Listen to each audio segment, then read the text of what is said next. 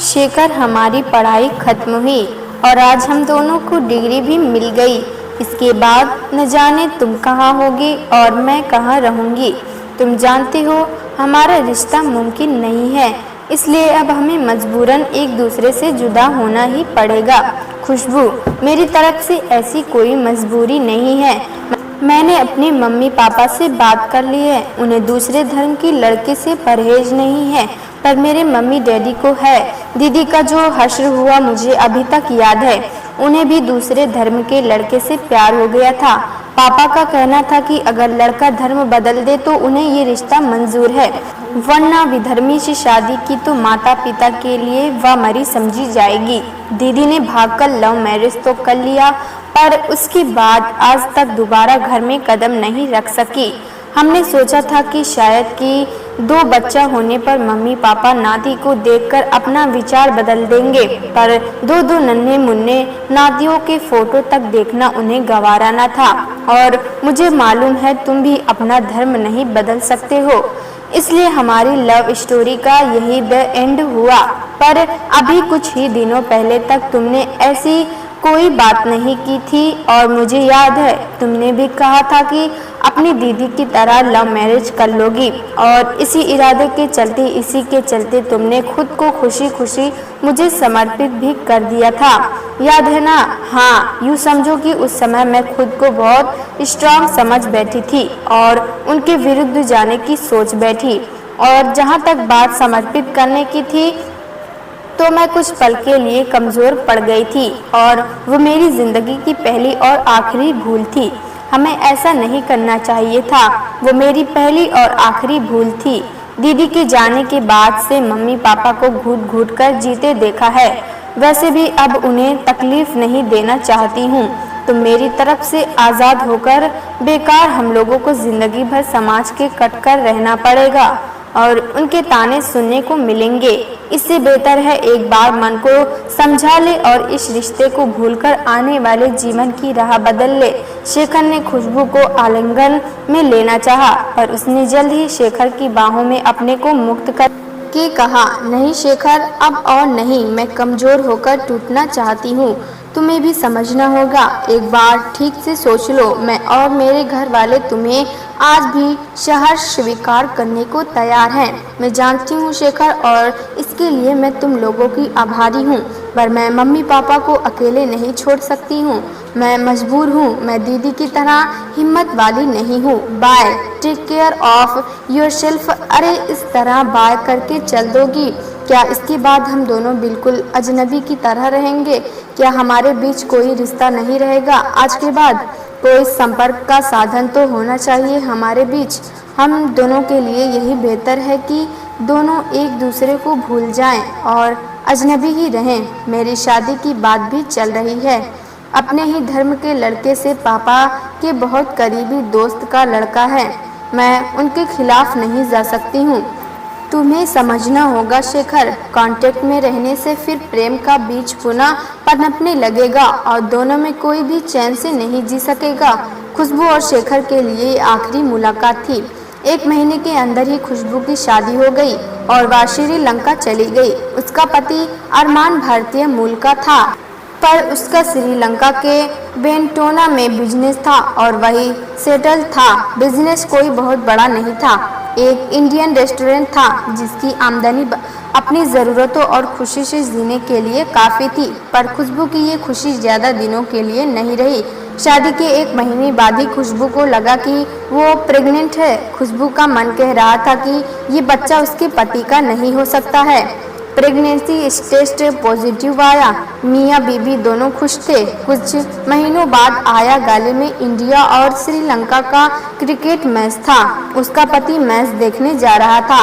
हालांकि अरमान नहीं चाहता था, पर खुशबू ने भी गाले जाने की जिद ठान ली और कहा, गाले बेंटोना से नज़दीक ही है, 1 घंटे में पहुंच जाएंगे। वे दोनों मैच देखने जा रहे थे। मैच शुरू ही होने वाला था, टॉस हो चुका था। जल्दी पहुंचने के चक्कर में अरमान ने कार की स्पीड बहुत बढ़ा दी। एक मोड़ पर किसी ट्रक से बचने के लिए अचानक ब्रेक लेना पड़ा और कार 2-3 पलटी खाने बाद एक किनारे जा गिरी।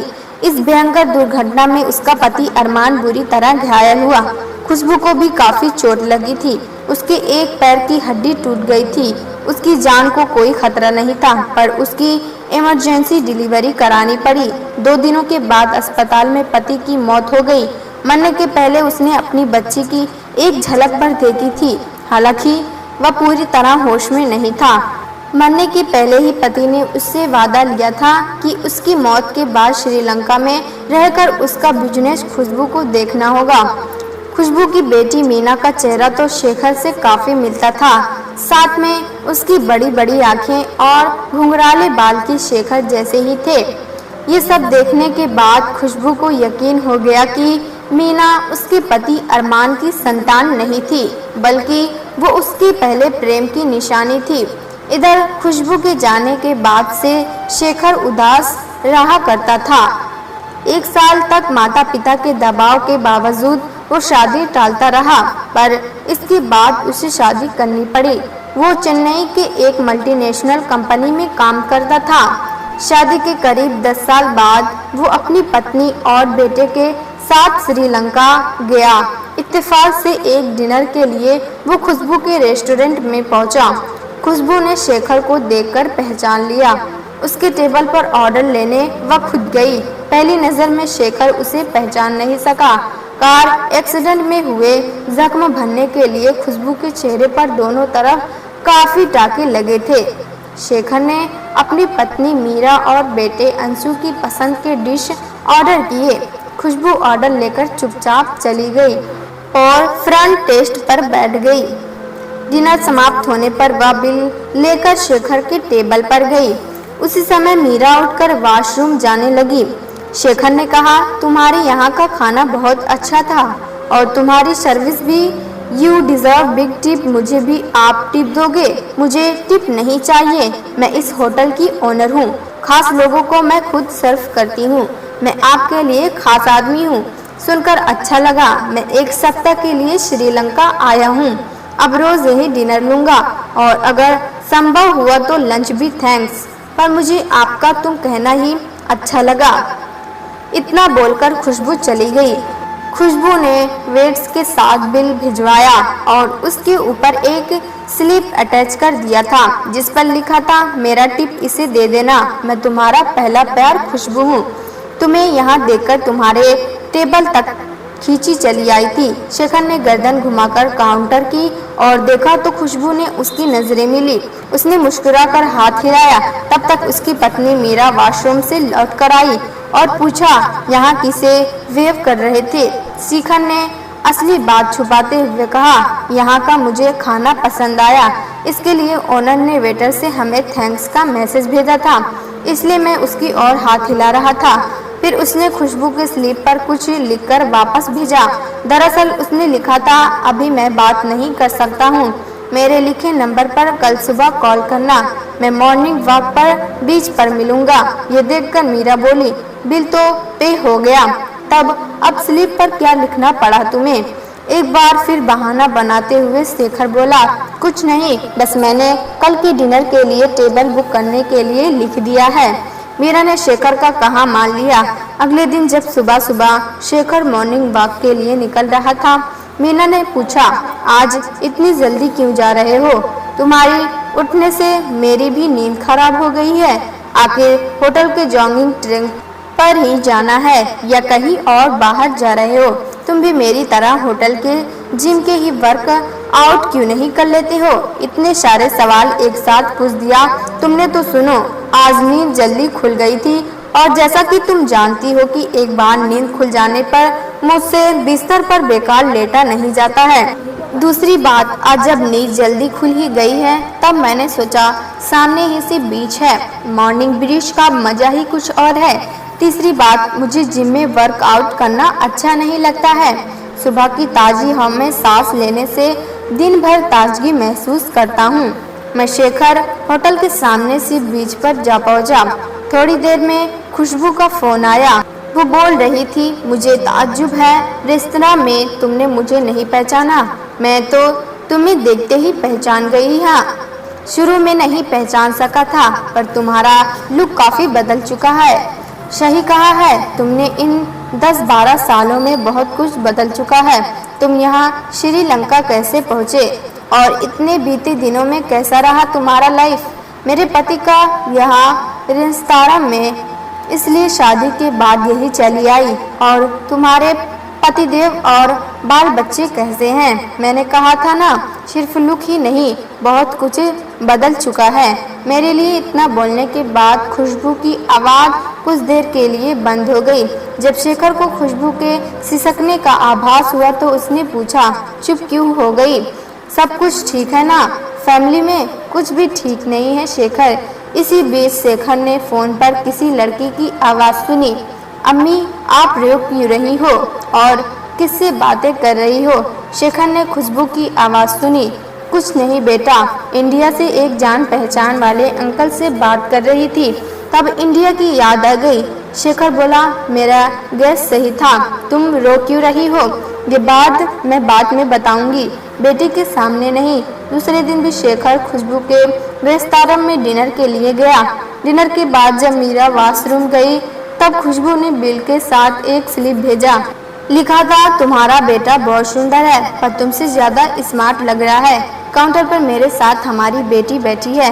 मीरा को होटल में लंच या डिनर के बाद वॉशरूम में हाथ मुंह धोने की आदत थी। जब वह वॉशरूम के निकल रही थी उसने शेखर को एक स्लिप पढ़ते देख लिया, पर इसके पहले ही वह टेबल तक आती उसने उस स्लिप को जूठे प्लेट में डाल दिया और वेट्स उसे लेकर जा रही थी। मीरा ने प्लेट के ऊपर उस स्लिप को देख लिया। उसने शेखर से पूछा, आज किस बात के लिए स्लिप था? उसी औरत ने भेजा होगा, वो तुम पर कुछ ज़्यादा ही मेहरबान दिख रही है। नहीं, ऐसा कुछ नहीं है, उसने लिख भेजा था, आज सभी गेट्स के लिए 10% स्पेशल डिस्काउंट है, बस और कोई बात नहीं है। शेखर झूठ बोल गया। अगली सुबह फिर शेखर जी बीच पर वॉक करने गया। वॉक तो एक बहाना था, मकसद खुशबू से मिलना था। कुछ दूर पर खुशबू भी अपनी बेटी के साथ खड़ी थी। शेखर उसके पास जाकर बोला, ये तुम्हारी बेटी है, नाम क्या है? बेटी का मीना है, ने शेखर को नमस्ते अंकल कहा। तब खुशबू ने बेटी को कहा, तुम जाकर कुछ देर बॉल खेलो, वहाँ कुछ और भी बच्चे हैं। मीना के जाने पर शेखर ने कहा, तुम्हारी बेटी बहुत सुंदर है। हाँ, हमारी बेटी बहुत सुंदर है, देखा नहीं आपने, पापा पर गई है। मैंने भी तो वही कहा, तुम्हारी बेटी बहुत सुंदर है। मैंने कहा हमारी बेटी यानी तुम्हारी और मेरी। ये सुनकर शेखर हतप्रभ हो खामोश से खुशबू की ओर देखने लगा। कुछ पल तक लगातार अपनी ओर देखते हुए देखकर खुशबू बोली, मैंने सच कहा है, मीना तुम्हारी और मेरे पहले मिलन की देन है। तुमने उसे देखा नहीं गौर से? उसकी आंखें, उसके घुंघराले बाल। क्या कह रही हो? सही कह रही हूँ, तुम डरो नहीं, तुमसे कोई फेवर नहीं मांग रही हूँ। मेरे पति चल बसे, वरना वो रहते तो मीना को देखकर शायद उन्हें मुझ पर शक भी हो सकता था। खैर, इन बातों का अब कोई मतलब नहीं रहा है। तुमने मुझे पहले क्यों नहीं बताया? तुम्हारी शादी के 1 साल बाद मैंने शादी की थी। अगर पता होता तो ज़रूर तुमसे कोर्ट मैरिज कर लेता। मुझे तो खुद शादी के बाद इस बात का आभास हुआ था। तब तक बहुत देर हो चुकी थी। मैं तुम्हारी क्या मदद कर सकता हूँ? तुम फ्रैंकली बोलो, मैं अपनी जिम्मेदारी यथासंभव निभाऊंगा, पर अब मैं भी शादीशुदा हूँ। कुछ सीमाएं और बंधन तो हैं। तुम समझ रही हो ना? मैं समझ रही हूँ और तुम्हें परेशान नहीं करूँगी। चिंता सिर्फ यही है कि मेरे बाद मीना का क्या होगा। मेरा पति खुद यतीम था, इंडिया में भी उसका कोई नहीं है। इसके लिए तुम दुखी नहीं होना। मैं मीना पर नज़र रखूँगा और कोशिश करूँगा उसे कोई दुख न हो। तभी मीरा का फ़ोन आया। वो बोल रही थी, आज बहुत देर तक दी, तुमने कब आ रहे हो? शेखर ने कहा, मैं बस पहुंचने ही वाला हूं। उसने खुशबू की ओर देखकर कहा, सॉरी, मुझे तुरंत जाना होगा। इतना बोलकर वह होटल की ओर दौड़ा। होटल पहुंचने पर मीरा बोली, शेखर तुम इतनी देर तक तो वॉक नहीं करते थे कभी? आज कोई खास बात थी? बीच पर या किसी से गप करने लगे थे? नहीं, एक इंडियन बच्ची मिल गई थी, उसी से कुछ देर बातें करता रहा। बीच पर बच्ची अकेली तो नहीं होगी? तुम बच्ची के बहाने उसकी मॉम से नजरें मिला रहे होंगे। तुम भी क्या बेकार की बातें लेकर बैठ गई? ऐसा पहले कभी देखा है मुझे? नहीं देखा तो नहीं, पर वो छोड़ो और फटाफट कॉफ़ी मेकर से कॉफ़ी बनाओ। उस दिन के बाद शेखर जितने दिन श्रीलंका में रहा वो बीच पर मॉर्निंग वॉक करने नहीं गया। उसने खुशबू को कारण बता दिया था और कहा फोन पर बातें करती रहना, यहाँ रहो या इंडिया, कहीं भी। शेखर 3 दिन बाद सपरिवार वापस इंडिया लौट गया। खुशबू और उसकी बेटी मीना ने अक्सर फोन पर बातें किया करता। उसका मन कहता कि मीना के लिए उसे कुछ करना होगा, आखिर बेटी तो मेरी ही है। अगर खुशबू से शादी हुई तो आज मीना उसकी बेटी कहलाती। वह अपने ऑफिस और परिवार में इतना व्यस्त रहा कि 2 साल बाद ही उसे दोबारा श्रीलंका जाने का मौका मिला। इस बार शेखर अपने बेटे अंशु के साथ गया था। उसकी पत्नी कुछ दिनों से अपनी बीमार मां की देखभाल के लिए पिहर गई थी। शेखर बेटे के साथ खुशबू के रेस्टोरेंट में लंच लेने गया। खुशबू उसे देखकर बोली, इस बार बहुत दिन बाद श्रीलंका आए हो, सब ठीक है ना? और अंशु बेटे तुम कैसे हो? मम्मी नहीं आई है क्या? मम्मी नहीं आ सकी, नानी बीमार है तो उसी के पास गई हुई है। अंशु ने जवाब देने में कोई देरी नहीं की। शेखर भी बोला, सब ठीक है, इधर कुछ ज्यादा ही बिजी रहा था। खैर तुम लोग लंच एंजॉय करो। लंच के बाद शेखर ने खुशबू से कहा, कल मॉर्निंग वॉक में मिलूंगा, समझ गई ना?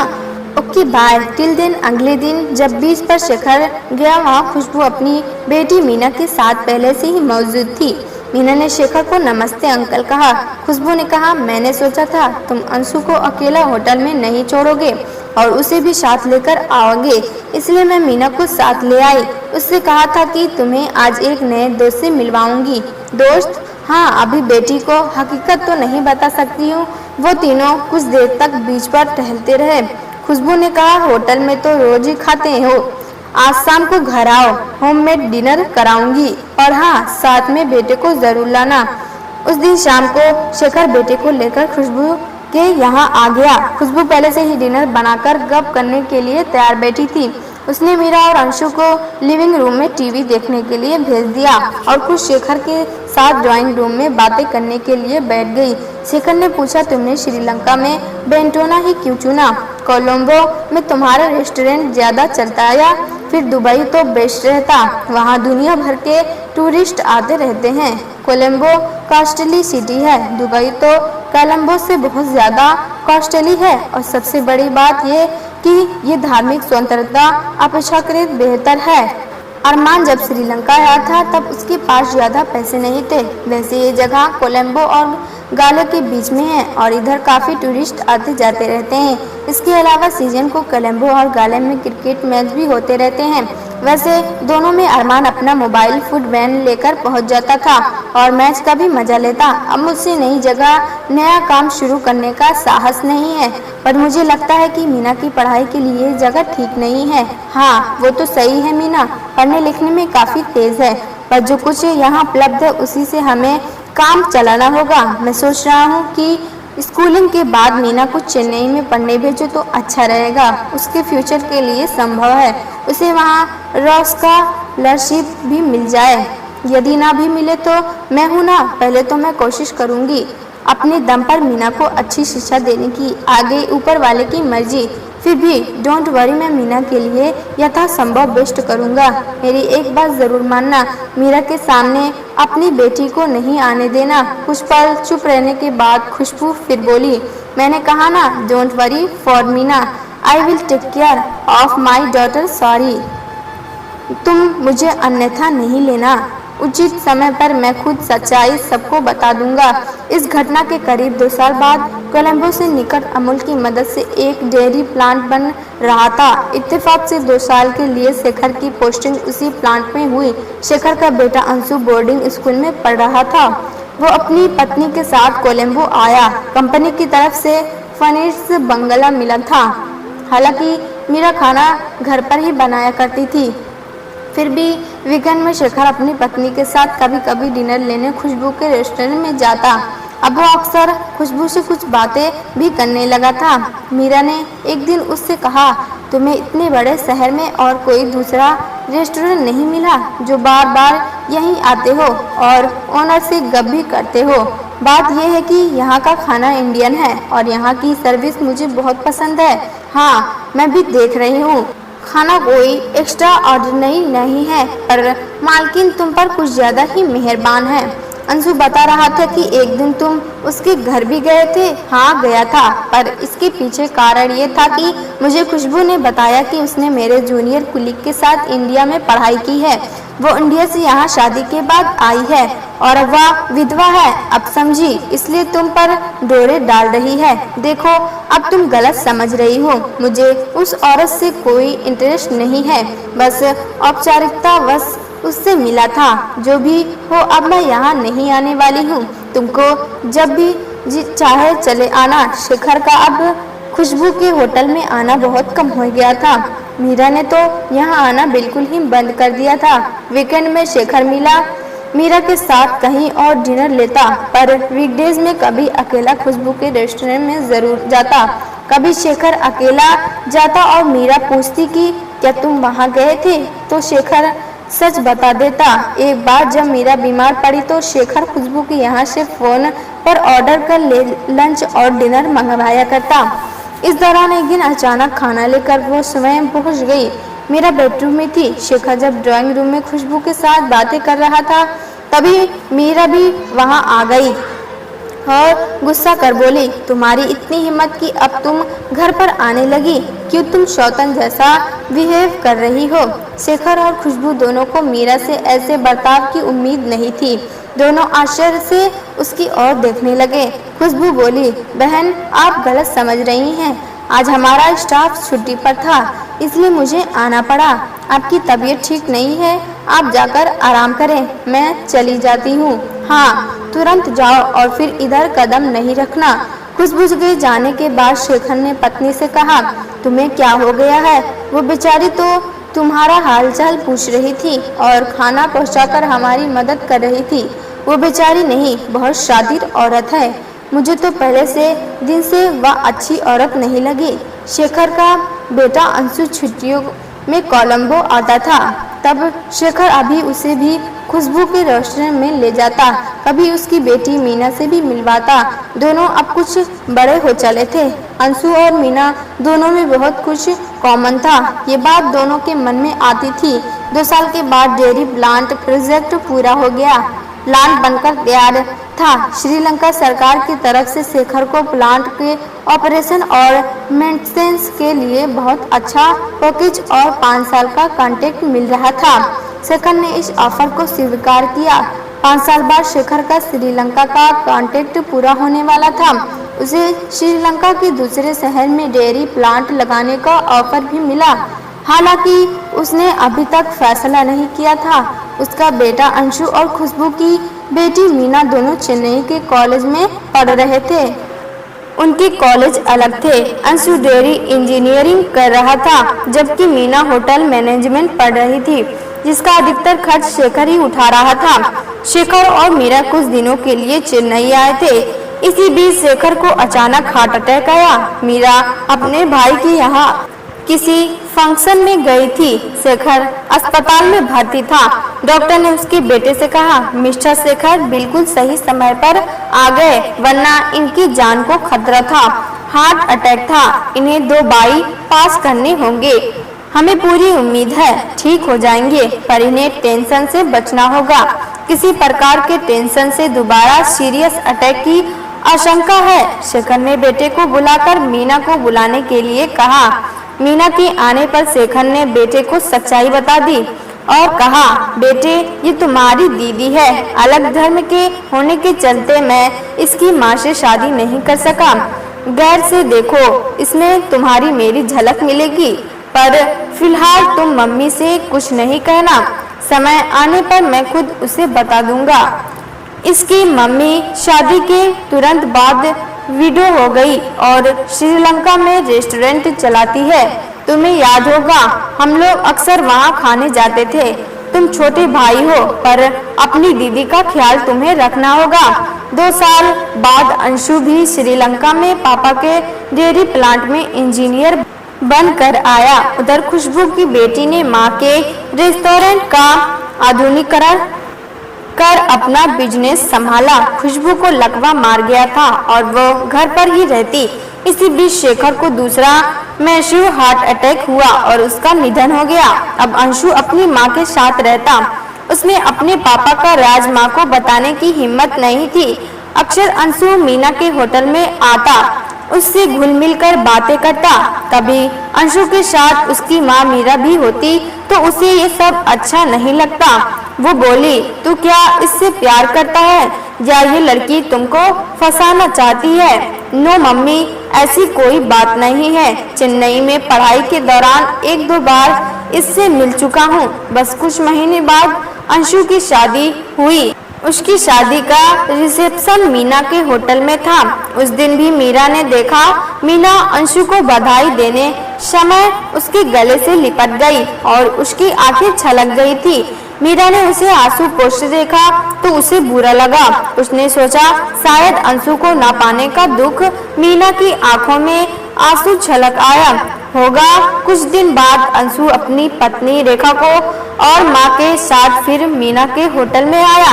मीना ने गर्मजोशी से तीनों का स्वागत कर उन्हें टेबल पर बैठाया और पूछा, अंशु, आज तुम्हारे पापा वाला पसंदीदा डिश बना है, तुम तो खाओगे? और मैम, आप दोनों के लिए क्या लाऊं? मीना ने अंशु की माँ और पत्नी की ओर देखकर कहा। मीरा ने रूखे स्वर में कहा, हम दोनों भी वही डिश लेंगे। वो तीनों खाना खा रहे थे। मीना भी वही खड़ी थी। उसने पूछा, अंशु, कैसा लगा खाना? बहुत अच्छा, बिल्कुल वही टेस्ट जो पापा के साथ कभी यहाँ आने पर हुआ करता था। इतना बोलते समय खाने का कुछ निवाला उसकी शर्ट पर गिर पड़ा और कुछ उसके गाल पर। मीना ने तुरंत आगे बढ़कर उसका गाल पोंछा, फिर उसकी शर्ट। मीरा गुस्से से आग बबूला हो उठी और बोली, तुम्हारी बेशर्मी की हद हो गई है, बेहया लड़की। मीना को मानो सांप सूंघ गया। अंशु ने आवेश में कह डाला, मम्मी, ये लड़की और कोई नहीं, खुशबू आंटी की बेटी मीना है। अच्छा, तो ये बात है। इसकी माँ तेरे पापा पर डोले डाल रही थी, उसकी दाल नहीं गली तो अब बेटी को तुम्हारे पीछे लगा दिया। तुम क्या रेखा की सौतन बनोगी? रेखा भी मीना की हरकत पर नाराज थी, उसकी तरफ गुस्से से देख रही थी। मीना ने बड़े आदर से कहा, आप नाहक नाराज हो रही हैं। आंटी, खबरदार जो मुझे आंटी कहा। हमारा और तुम्हारा बस कस्टमर और सेलर का है। जिस तरह खुशबू शेखर को नहीं पा सकी, तुम भी अंशु को नहीं पा सकती हो। अगर उस तक पहुंच भी गई तो तुम्हारी हैसियत एक सौतन ही की होगी। बार बार अपने लिए सौतन शब्द सुनकर मीना को क्रोध हुआ और वह आवेश में बोल उठी, ना तो मेरी मम्मी ने किसी पर डोले डाला था और ना मैं रेखा की सौतन होने जा रही हूँ। मुझे अफसोस है कि आपके अभी तक पता नहीं है कि मैं रेखा की ननद हूँ। जब शेखर अंकल को पहला हार्ट अटैक हुआ था तब उन्होंने मुझे और अंशु दोनों को ये सच बताया था और ये भी कहा था कि समय आने पर वो आपको भी बता देंगे। शायद उस समय के पहले अंकल गुजर गए। आई इज सॉरी, मैं किसी की सौतन नहीं हूँ और आप लोगों से किसी फेवर की अपेक्षा भी नहीं करती हूँ।